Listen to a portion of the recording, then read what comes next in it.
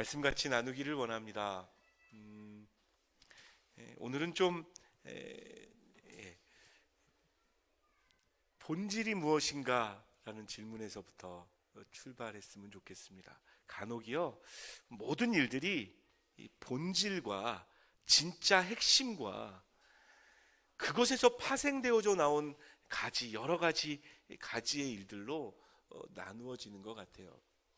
그런데 그 본질에서 파생되어져 나온 것이라고 할지라도 본질에서 파생되어져 나온 이것에 신경 쓰다가 정작 본질을 어길 때가 있습니다. 예를 한 가지 좀 들겠습니다.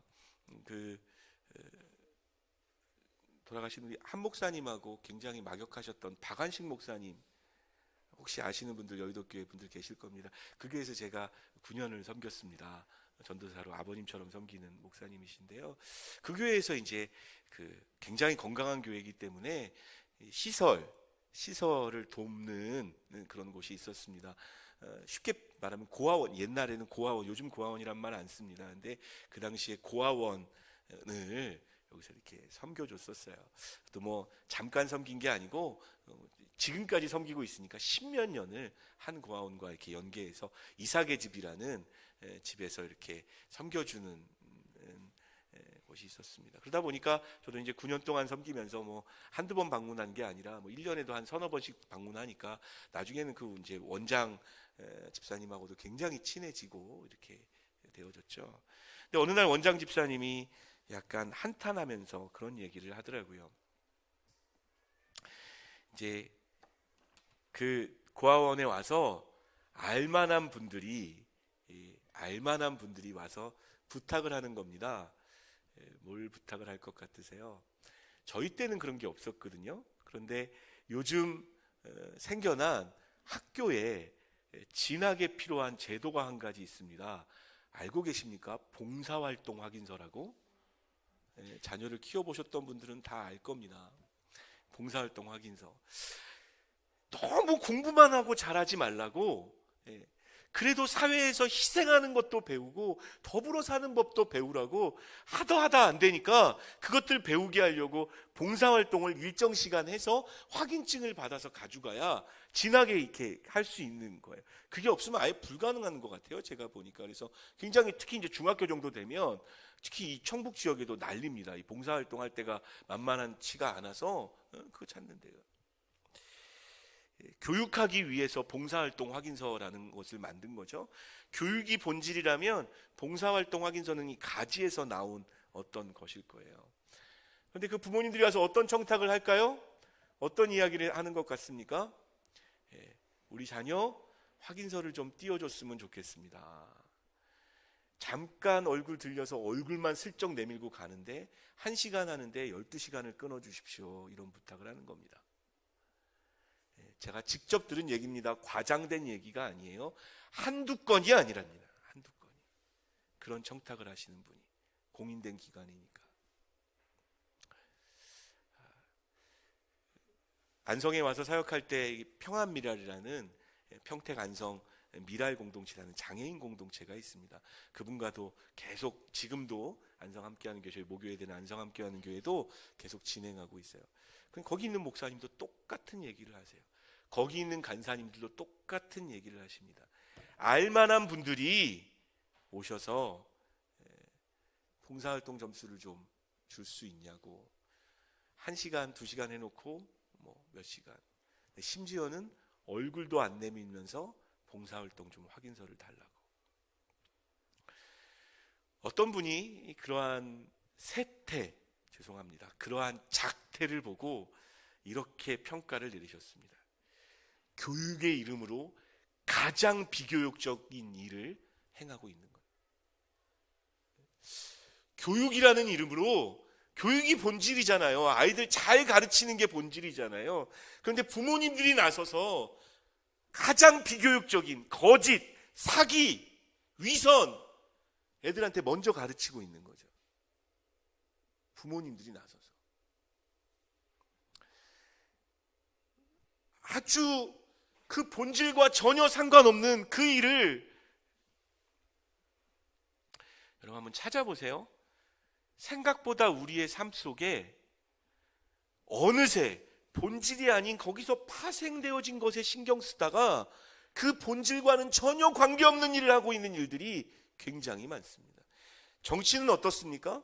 정치 원래 나라를 위하고 백성들을 잘 다스리기 위해서 하는 게 정치잖아요. 여러분, 정치라는 단어를 들으면 그런 뉘앙스가 듭니까? 잘 다스림, 위함, 아낌, 그런 뉘앙스가 드나요?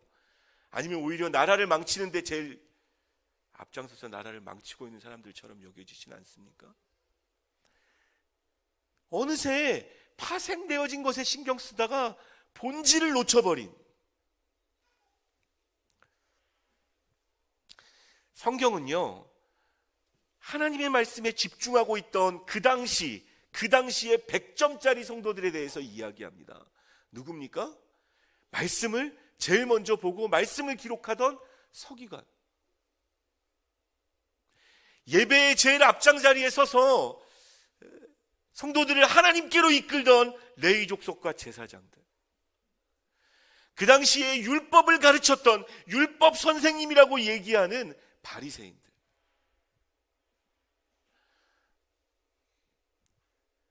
그들의 출발은 하나님 잘 섬기기 위한 거였어요. 그들의 출발은 예배 잘하기 위한 거였습니다. 그들의 출발은 말씀대로 살기 위한 것이었습니다. 그런데 어느새, 여러분, 장로들의 유전이라고 들어보셨습니까? 장로들의 유전, 그게 뭐냐면요, 성경에 나오는 바리새인들과 서기관들이 하던 어떤 일들은 원래 출발은 모세오경에서 출발되어지고 십계명에서 출발되어진 건데요, 거기에 대해서 덧붙이는 거예요. 막 파생되어져 나온 그것들을 이것도 붙이고 저것도 붙이고, 예를 들어 안식일을 거룩하게 지키라 라고 이야기하면, 안식일은 하나님의 날이니까 거룩하게 지켜야겠구나로 끝나는 게 아니라 거기다 막 더 붙이는 거예요. 안식일이 거룩해지려면 손을 몇 도 이상 들면 안 되고, 여러분, 100몇십 가지 굉장히 많은 내용이 거기에 있습니다. 뭘 위해서 가도 뭐 이렇게 가면 안 되고 저걸 위해서 가면 되고, 막 이게 바로 장로들의 유전이라고, 안식일을 거룩하게 지키기 위해서 거기서 파생되어져 나온 수많은 어떤 내용들을 담았던 내용이 장로들의 유전이에요. 그 장로들의 유전을 가지고 예수님을 향해서 비판하는 거죠. 성전에서 손 마른 자를 고친 예수님을 향해서, 아니 그건 일 아니냐? 손 마른 자를 고친 자는 거 일 아니냐? 본질은 안식일을 거룩하게 지키라는 건데 그 본질은 생각 없고 파생되어진 것만 머릿속에 가득한 거예요. 결국 본질은 하나님 섬겨야 되는 종교 지도자들이고 하나님 율법 가르치는 종교 지도자들이 가장 본질에 어긋난, 메시아를 그렇게 기다려야 되는 그 사람들이 메시아를 십자가에 못 박혀 죽이는 일을 합니다.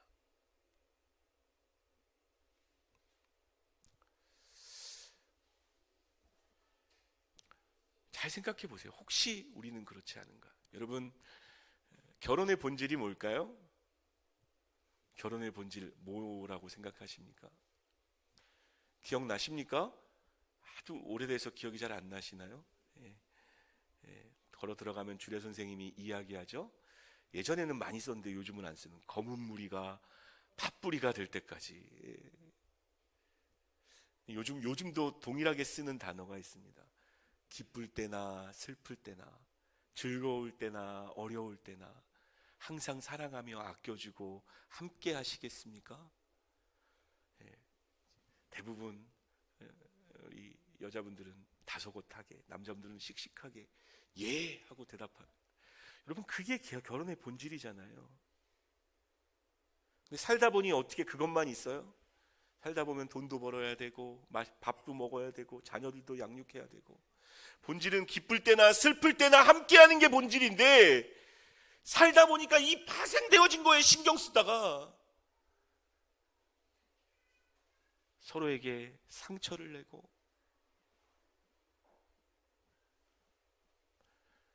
그래서 결국 행복하려고 사랑하려고 만난 두 사람이 그렇지 못하게 되어지는 경우도 많이 있지 않습니까?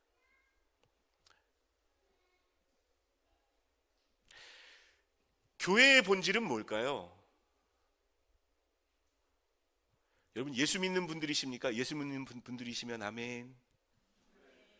예수 믿는, 예수 믿는 사람들의 본질이 뭘까요? 핵심이 뭘까요? 진짜 예수 믿는 사람들이 되기 위한 구분점이 뭘까요? 성도와 성도가 아닌 사람의 구분점이 어디에서 갈라진다고 생각하십니까? 뭐에서 이게 바뀐다고 생각하시나요?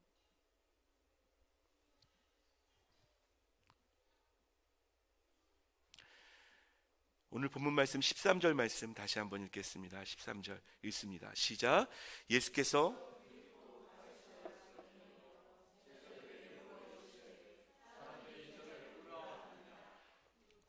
빌립보 가이사랴, 어디서 많이 들어보던 이름 아닙니까? 가이사랴. 가이사의 것은 가이사에게, 혹시 말씀 기억하십니까? 그 당시 로마 황제의 이름을 가이사였습니다. 가이사의 아들이 가이사를 위해서 있던 도시를 더 번창케 한 도시가 바로 이 빌립보 가이사랍니다. 우상이 만연한 도시였습니다. 우상이. 하나님 아닌 것을 하나님으로 여기는 것이 가득했던. 게다가 이 아들이요, 아빠한테 아부하려고 가이사를 위한 가이사 신전을 만들었어요. 희한하죠. 가이사 신전이 뭡니까? 가이사를 신처럼 여기는 신상도 있었고요, 신전도 있었습니다. 자, 여러분들이 예수님이 됐다고 한번 생각해 보세요. 예수님이 되셔서 그 지역에 가셨다고 한번 생각해 보십시오. 이곳 저곳에서 우상을 향해서 그것이 마치 자기를 지은 신인 양, 그들이 자기를 도와줄 것인 양 절하고 우상 숭배하는 그 모습을 보셨어요. 심지어 사람인 가이사를 향해서 신인 것처럼, 그들의 그 당시 황제에게 붙였던 명칭이 뭐냐면 로드입니다. 더 로드, 주인. 가이사는 나의 주인입니다. 영화 같은 데 보시면 가끔 나오면 말로 나오죠. 내 주인이라고, 내 황제라고 고백하며 다니는 그 지역 가운데 다니시면서 예수님의 마음은 어떠셨을까요? 제자들에게 질문하십니다. 사람들이 나를 누구라고 부르더래? 사람들은 나를 누구라고 생각해? 이르되 더러는 침례 요한, 더러는 엘리야, 어떤 이는 예레미야나 선지자 중에 하나라고 이야기합니다. 그때 예수님께서 이렇게 말씀하십니다. 15절 말씀 읽습니다. 시작. 그래, 사람들이 그렇게 생각하고 있구나. 내가 그 사람들에게 그 정도로 여겨지고 있구나. 근데 너는 나를 누구라고 부르니?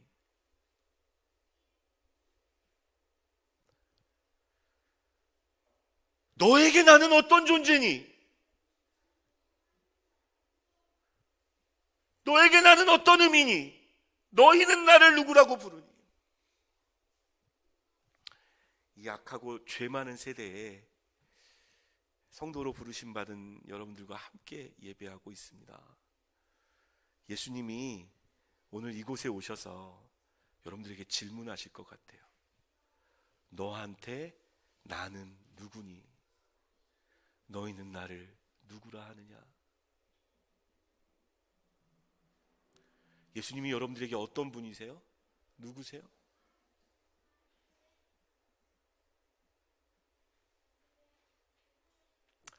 성경에 나와 있는 2000년 전에 오셔서 십자가에 못 박혀 죽으셨다가 다시 부활하신 분,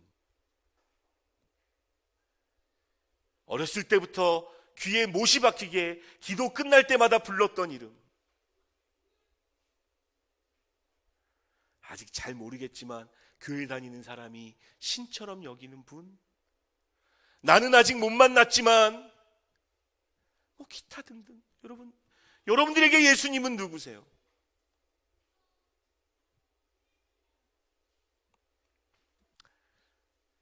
그때 베드로라는 한 사람에게 성령님이 임하십니다. 하나님이 가르쳐 주신 것 같아요. 16절 말씀 같이 읽겠습니다. 16절 읽습니다. 시작.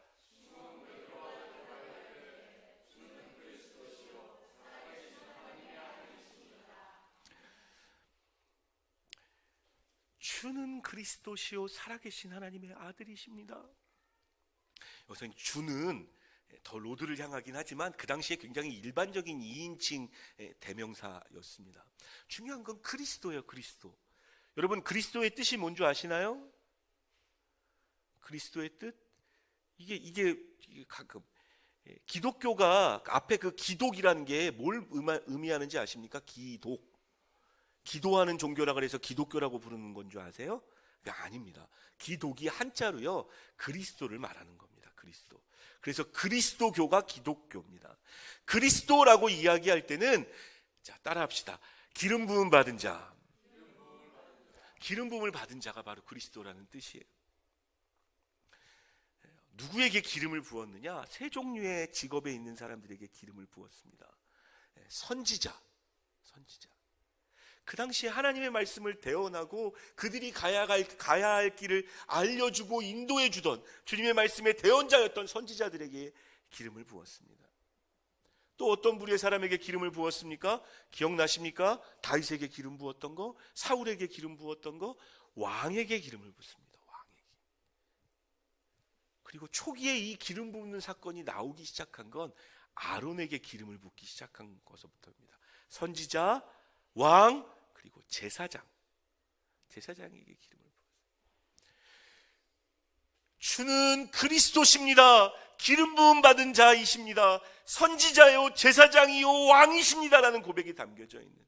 그래서 결국 그리스도라고 얘기할 때는 오랫동안, 구약 성경에 그렇게 오랫동안 기다렸던 메시아라는 뜻이 담겨져 있는 겁니다. 예수님이 여러분들에게 그리스도가 되어 주십니까? 조금 더 풀어서 얘기하면 이런 거예요. 예수님이 나에게 그리스도십니다라는 고백은, 주는 그리스도라는 고백은 예수님이 내 갈 길을 인도할 인도자이십니다. 나의 기준이고 내 유일한 진리이십니다라는 고백입니다. 선지자. 예수님이 여러분들의 기준 되시고 여러분들의 인도자 되십니까? 텔레비전은 나의 목자신이 아니에요? 인터넷은 나의 목자신이 아닙니까? 주변 사람들의 말은 나의 목자신이 아닌가요? 예수님이 여러분들에게 정말 인도자가 되시고 목자가 되어주십니까? 제사장이라는 말은 뭘까요? 제사장이 하는 일이 뭐예요? 어린 양의 피를 잡아서 기도하고 모든 이스라엘 백성들의 죄를 담아서 어린 양의 피를 가지고 지성소로 들어가서 하나님의 임재가 있는 그곳에 뿌려서 죄사함 얻게 하는 것 아닙니까? 예수님은 제사장이자 어린 양이신 줄 믿습니다. 하나님이 내 모든 죄를 사해 주셨습니다. 그래서 내 죄가 사해졌습니다. 그게 제사장이라는 뜻입니다. 질문해 볼게요. 예수님이 왕이십니까? 정말 여러분들의 왕이십니까? 우리는 희한하게 어렸을 때부터 네가 왕이라는 교육을 받고 살아요. 여러분 손자나 자녀들 키울 때 왕처럼 키우지 않나요? 네가 왕이라고. 울면 다 들어주겠다고. 그래서 우리의 마음 깊숙한 곳에, 우리의 죄성에 깊숙한 곳에 내가 주인이고 내가 왕이다라는 고백이 있어요. 예수님이 왕이십니다. 우리는 아무것도 아닙니다. 예수님이 주인이십니다. 우리는 아무것도 아닙니다. 그렇게 신앙 고백했더니 예수님이 너무 기뻐하시면서 이렇게 말씀하세요. 17절 말씀 읽겠습니다. 17절 읽습니다. 시작.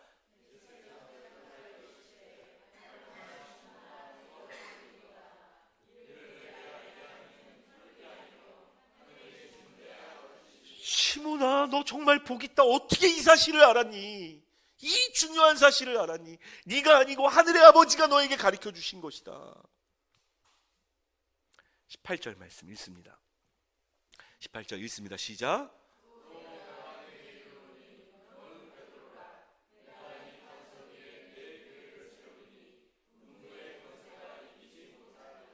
예, 이 말씀을 로마 카톨릭은 잘못 이해해서 베드로의 이게 쭉 내려와 가지고 교황이 이 반석이 교회의 반석이 되어진다라고 착각하고 있는 거예요. 아니요, 여기서 이 반석이 뭘까요? 베드로가 고백했던 이 분명하고 정확한 신앙 고백, 주는 그리스도시여 살아계신 하나님의 아들이십니다. 다른 병행 구절에 보면 살아계신 하나님의 아들은 없어요. 근데 이것 첨가한 게 어떤 걸까요? 우리에게 더 적용되어지는 것 같아요. 돌아가신 분이 아니고 예수님은 지금도 살아계셔서 나를 인도하시는 분 되어주시고 내 죄를 사해 주신 분 되어주시고 내 왕이 되어주실 뿐만 아니라 지금도 살아가셔서 내게 역사하시는 분이라고 고백하는 이 분명한 신앙 고백 위에 내가 교회를 세우겠다고 이야기하고 있는 것. 이 말씀을 준비하게 되어진 계기는 어떤 한 전도사님의 이렇게 글에서부터 시작되어집니다. 그 글에 보면 이런 얘기가, 이분이 어떤 분과 만난 거예요. 이분이 그렇게 전사님에게 상담하더래요. 요즘 들어 이렇게 열정이 안 생긴다고. 어떻게 살아야 되는지는 알겠는데, 뭐가 맞는지는 알겠는데 그렇게 살기가 쉽지 않다고. 교회 생활과 관련해서도 더 헌신해야 되고 더 기도해야 되고 더 예배해야 된다는 것도 알겠는데 그게 잘 안 된다고.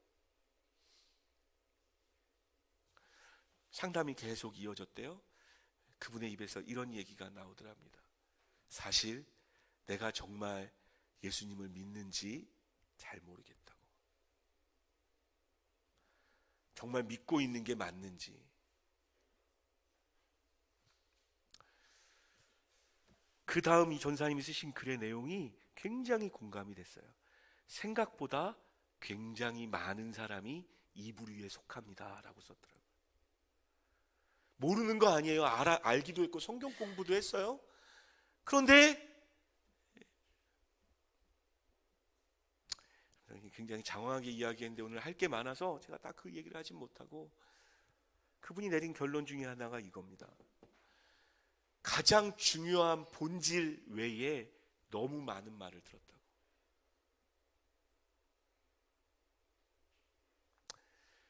교회의 본질이 뭔가요? 여러분들을 교인과 교인이 아닌 것으로 구분하는 방법이 뭡니까? 얼마나 헌금하는가, 얼마나 헌신하고 있는가, 얼마나 예배를 많이 드리는가인가요? 천국 갔을 때 여러분 죽어서 주님 앞에 섰을 때 주님이 그거 물어보실 것 같으세요?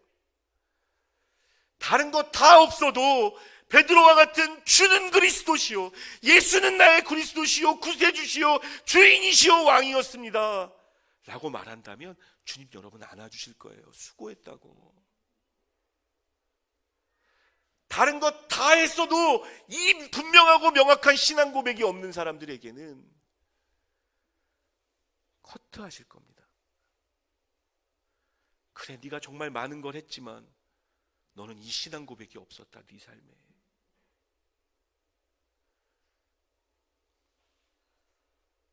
감사한 건 그 전사님의 그 뒤에 글에 그런 글이 나오더라고요. 이 글의 원래 시리즈물인데요.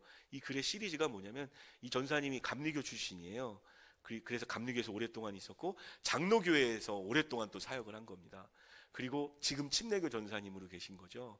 사실은 이 시리즈물이 뭐냐면 각 교단의 특징이 무엇인가라는 거예요. 이런저런 얘기하다가 그 이야기를 그 상담한 분의 이야기를 장황하게 이야기하다가 거기다 그렇게 썼더라고요. 침례교의 가장 중요한 특징 중에 하나는 다른 어떤 부수적인 것보다 신앙 고백을 가장 중요시 여긴다. 여러분, 왜 우리가 사도신경 안 외우는지 아세요? 주일날 억지로 남이 만든 신앙 고백 하지 말라는. 그게 너무너무나 중요하기 때문에, 신앙 고백이 중요하지 않아서 안 하는 게 아니라 남이 만든 거 그냥 개구리처럼 외운다고 그게 내 신앙이 되어지지 않으니까, 그 신앙 고백은 너무너무 소중하기 때문에 함부로 할 수 없는.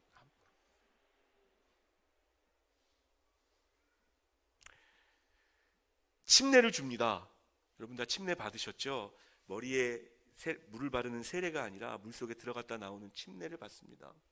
여러분, 머리에 바르든 물속에 들어갔다 나오든 물론 약간 의미의 차이도 있고 많은 것들이 있지만 그 형식 때문에 중요한 게 아니에요. 여러분, 침례는 신앙 고백입니다. 내가 주와 함께 죽고 주와 함께 산다라는 신앙 고백이기 때문에 그 본질이 가장 중요한 교회가 침례교회입니다. 내가 이 반석 위에 내 교회를 세우리니, 다른 것 아무리 많아도 이 신앙 고백 없으면 예수 믿는 사람은 아닙니다. 본질이 잘못되어 있으면 아무리 훌륭한 일을 해도, 좀 못나고 좀 못해도 이 본질만 분명하면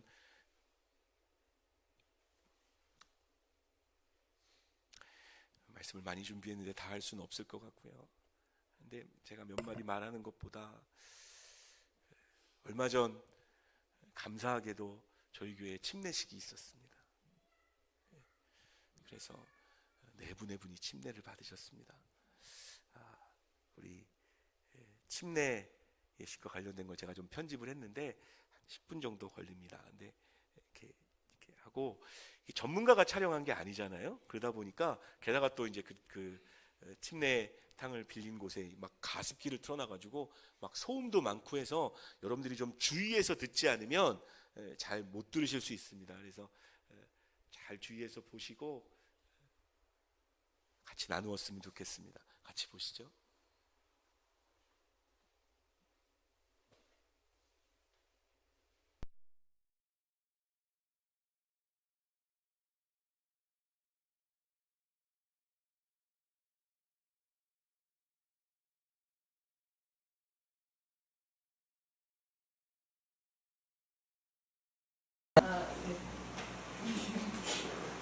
저는 하나님께 더 다가가는 마음으로 침례를 받으려고 합니다. 죄인인 저희들을 위해 예수님이 십자가 못 박혀 죽으심으로 저희를 구원하셨음을 믿으며 저희 삶 속에 하나님이 항상 함께 하시는 것을 믿고 의지하며 온전히 믿기를 원합니다. 아멘. 아멘. 관심은 아까 다 했고요. 하나님이 십자가에 못 박히심으로써 저희 집의 싸움을 다 구원해 주시고 또 하나님만을 의지하면서 살아가겠습니다. 아멘. 아직도 주님을 의심하고 또 의심하지만 지난 세월 돌고 돌아 주님의 부르심으로 다시 교회에 나오게 되고 제 아이까지 주 안에서 성장하게 하시려고 이끌어 주심을 믿습니다. 어쩌면 어릴 적 저희 아버지처럼 제가 딸로서 먼저 적극적으로 다가와 주길 기다리셨는지도 모릅니다. 갈라디아서 2장 20절에 내가 그리스도와 함께 십자가에 못 박혔나니 그런즉 이제는 내가 사는 것이 아니요 오직 내 안에 그리스도께서 사는 것이라. 이제 내가 육체 가운데 하는 것은 나를 사랑하사 나를 위해 자기 자신을 버리신 하나님의 아들을 믿는 믿음 안에서 사는 것입니다. 아멘. 말씀처럼 나를 사랑하사 나를 위하여 자기 자신을 버리신 하나님의 아들을 믿는 그 믿음 안에서 살도록 노력하겠습니다. 또한 예수님이 저의 구주해 주시고 저의 주님인 것을 믿습니다. 하나님을 믿죠. 처음에는 참 부담스러웠지만 뭐 아무 믿음도 없이 이제 생활했던 제가 예수님이 이제 어떤 분이신지 조금씩 같이 알아가고 싶습니다. 고난했던 목사님의 설교와 새벽 기도를 통해 예수님께 간절히 기도했습니다. 왜 저 같은 죄인이 무엇인데 예수님께서 십자가에 못 박히시라 했고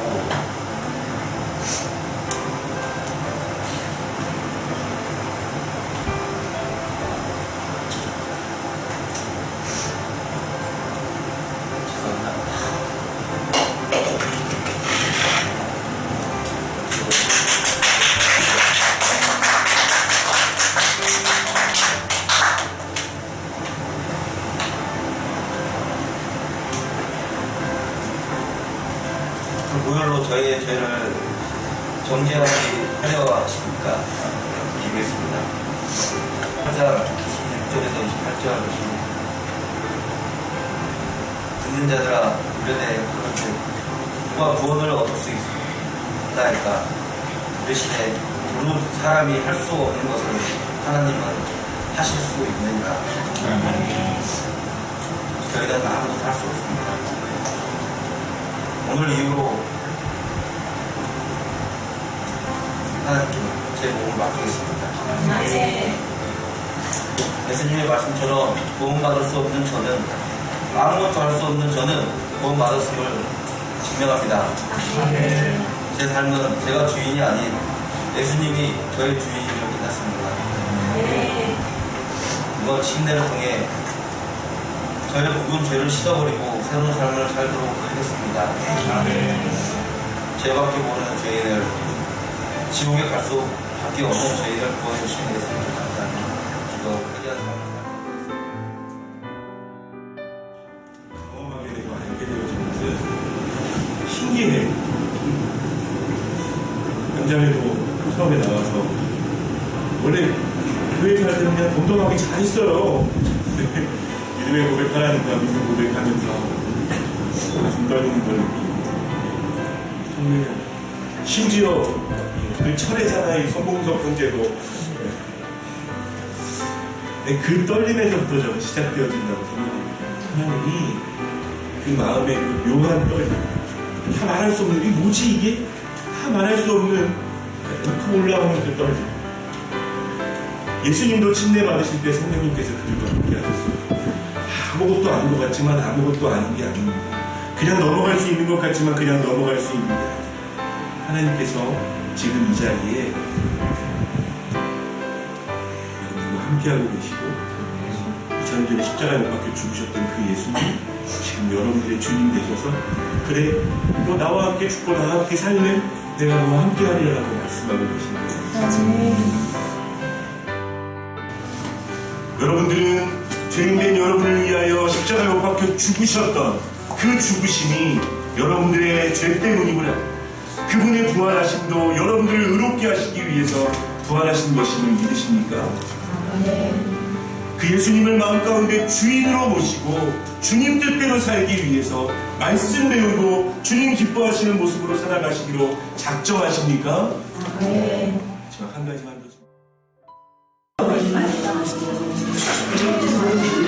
예수님이 구세주인 거 믿으시나요? 예수님이 주인 되심을 확신하십니까? 아멘.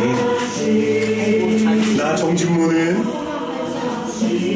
하나님께서 주신 교회의 권능, 성부와 성자와 성령의 이름으로 송봉섭 형제에게 침례를 베푸노라. 아멘.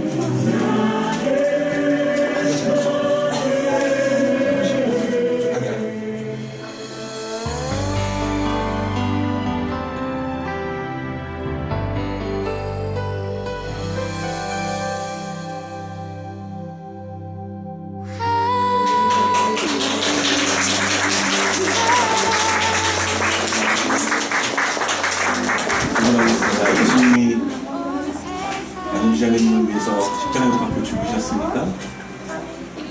예수님의 부활하심을 믿으십니까?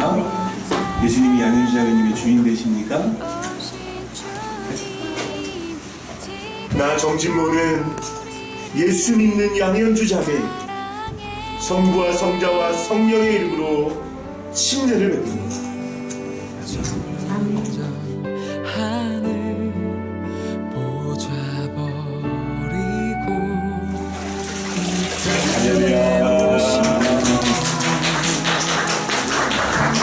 다시 묻겠습니다. 예수님이 동명의 자매님을 위해서 십자가에 못 박혀 죽으셨음을 믿으십니까? 예수님이 이제 동명의 자매님의 주인 되십니까? 예수님 동명의 자매님 마음 안에 계시나요?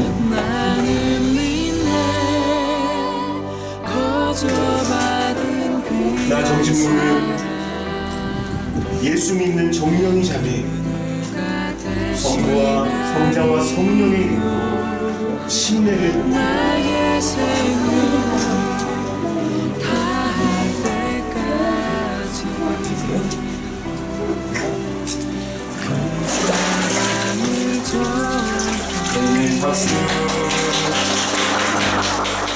그러면 오랫동안 예수님 알고 있었지만 예수님 정말 주인인 걸 믿으시나요? 예수님이 유정자매의 모든 죄를 위해서 십자가에 못 박혀 죽으시고 부활하신 걸 믿으십니까?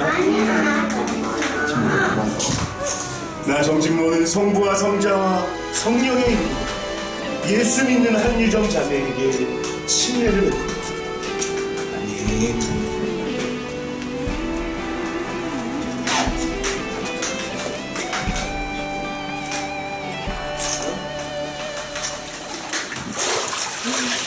할렐루야.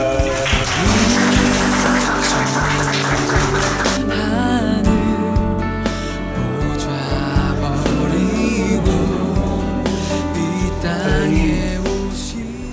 예수 그리스도를 주와 구세주로 고백하며 예수님 십자가에 못 박히실 때 나도 못 박혔고 예수님 부활하실 때 나도 부활한다라는 마음으로 물속에 들어갔다 나오는 침례의 시기에 동참합니다. 성령 하나님 임재하여 주시옵소서. 성령 하나님 뜨겁게 일하여 주시옵소서. 이전에 들어왔고 알아한 것으로 끝나는 것이 아니라 이제는 몸소 체험하는 신앙으로 나아갈 수 있도록 하나님 주여 성령으로 충만하게 역사하여 주시옵소서. 역사하여 주시옵소서. 감사드리며 예수 그리스도의 이름으로 기도드립니다. 나는 믿네 거저받은 귀한 사랑 그가 대신하리요 나의 생명 다할 때까지 그 사랑을 전하리라.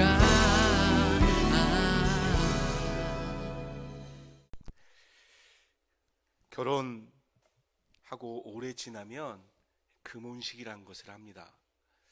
다시 생각해 보는 거죠. 결혼의 본질이 무엇인지. 저는 당연한 사실, 너무 뻔하게 받아들이고 있는 사실이지만 그럼에도 끊임없이 예수님의 음성이 여러분 마음속에 들렸으면 좋겠습니다. 너는 나를 누구라 하느냐? 너에게 나는 누구냐? 네가 예배드리고 있는 이유는 무엇이냐? 네가 살아가고 있는 이유는 무엇이냐? 짧게 한두 마디만 더 말씀드리겠습니다. 입으로 시인하는 것이 중요합니다. 입으로 시인하십시오. 또 한 가지 야고보서의 말씀을 기억하십니까?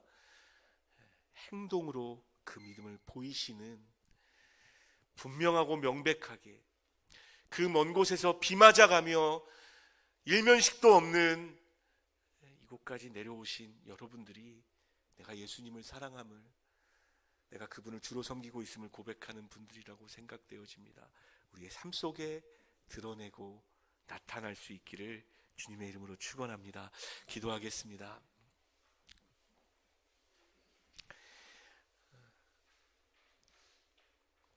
잠깐, 시간이 많이 됐지만 그럼에도 잠깐 좀 생각해 봤으면 좋겠습니다. 살아계신 예수님께서 우리에게 다시 질문하십니다. 너한테 나는 뭐니? 그것이 우리의 본질입니다.